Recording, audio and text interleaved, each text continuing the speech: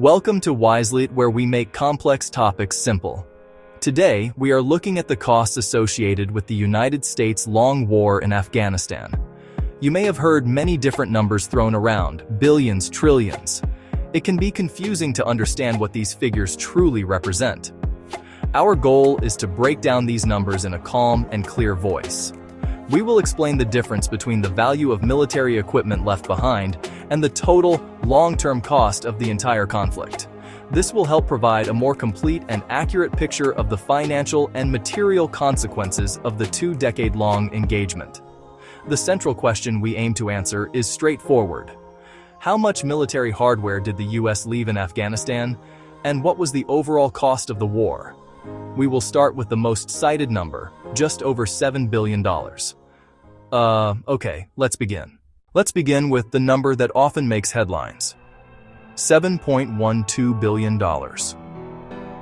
This figure comes directly from a report the U.S. Department of Defense was required to submit to Congress. It represents the estimated value of military equipment that remained in Afghanistan after the full withdrawal of American forces in August 2021. This equipment was under the control of the Afghan National Defense and Security Forces at the time the former government collapsed. It is not, as some have mistakenly claimed, a pile of cash left behind. It is the calculated monetary worth of tangible military assets, vehicles, and communications gear. It is important to understand that this $7.12 billion worth of equipment was part of a much larger program. Over a period of 16 years, from 2005 to 2021, the United States provided approximately $18.6 billion in military equipment to the Afghan government. The goal was to build up the ANDSF so it could independently secure the country. Therefore, the equipment left behind was not a last-minute donation, but the culmination of a long-term strategy to equip a partner nation. The $7.12 billion figure is simply the value of the portion of that equipment that was still in the country's inventory when U.S. forces departed. What exactly does this sum include? The report breaks it down into several categories. It covers a wide range of military hardware intended to give the Afghan forces a fighting edge. Aircraft, including Black Hawks and A-29 Super Tucano light attack aircraft.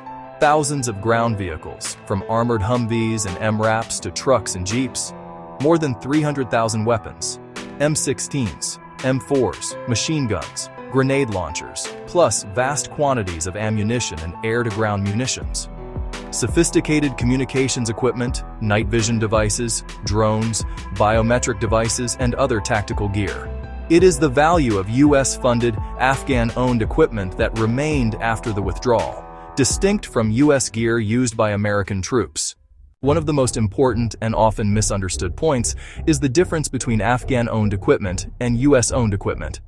The Pentagon has been very clear and consistent on this subject. $7.12 billion worth of hardware was legally the property of the Afghan government, purchased by the US and transferred over many years. It was not US military property at the time of the withdrawal. Pentagon officials say the withdrawal involved a deliberate, systematic removal of American assets. Before the final departure from Kabul, the U.S. executed a massive retrograde operation. They packed and shipped nearly all U.S. gear, including sensitive computer systems, intelligence tools, and advanced weapon systems. What could not be removed in time was destroyed or disabled to prevent enemy use. You may have seen images from Hamid Karzai International Airport. Instruments smashed, windows shattered, weapons rendered inoperable. The goal: leave behind shells that could not be used for military purposes. This action applied to U.S. equipment, different from Afghan-owned gear already dispersed across the country. That distinction explains why the Taliban could parade with so much American-made equipment. U.S. forces consolidated in Kabul and could not reclaim or destroy equipment held by Afghan units nationwide during the rapid collapse. So while the U.S. removed or disabled its own gear, the vast arsenal supplied to allies was left vulnerable and ultimately seized. While the $7.12 billion in abandoned equipment is significant, it is a drop in the ocean compared to the total cost of the Afghanistan war. According to Brown University's Costs of War project, The full financial cost from 2001 to 2021 is approximately $2.3 trillion. A trillion is a 1 followed by 12 zeros. This represents 2 decades of sustained spending across multiple government departments. The largest portion is the direct cost of military operations, fuel for jets and vehicles, and the salaries of deployed personnel. It also includes training and equipping the Afghan army, estimated at $88 billion. Costs spanned infrastructure, and even payrolls that included so-called ghost soldiers. A significant part is interest on the money borrowed to finance the war, costs that will accrue for decades. Furthermore, it includes the ongoing cost of medical care and disability benefits for veterans. Over 20 years, 2,461 American service members lost their lives, and many more were wounded or carry invisible scars. An estimated 176,000 people died overall, including Afghan military, police, civilians, and Taliban fighters.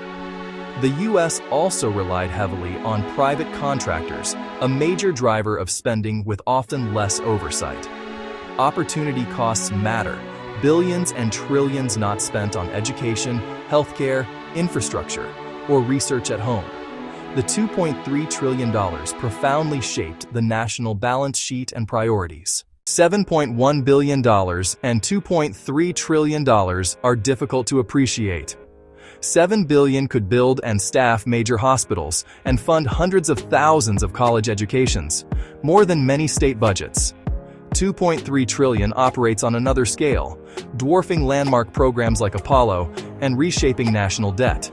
Broken down over time, the burden totals thousands of dollars per U.S. taxpayer. It was not spent on local roads, schools, or clinics, but on a conflict far away. The visible loss of Humvees and rifles is the tip of an enormous iceberg. Most costs sit in budgets, interest, and veteran care. After the collapse, the Taliban paraded captured Humvees, MRAPs, and rifles, declaring them state assets. Experts warned of proliferation risks, sales or transfers to militants across borders. Some American-made rifles have already surfaced in Kashmir, likely just the beginning. A vast black market plus a large unsecured stockpile is a serious long-term security concern. The $7.12 billion equipment figure is accurate, yet it reflects Afghan-owned gear funded by the U.S., not U.S. gear left intact. The United States says it removed or destroyed nearly all of its own operational gear. The far larger number, $2.3 trillion, captures operations, veteran care, interest, and building allied forces. Understanding these figures is vital for wiser decisions ahead. If you value clear and factual analysis like this, please subscribe to WiseLeet.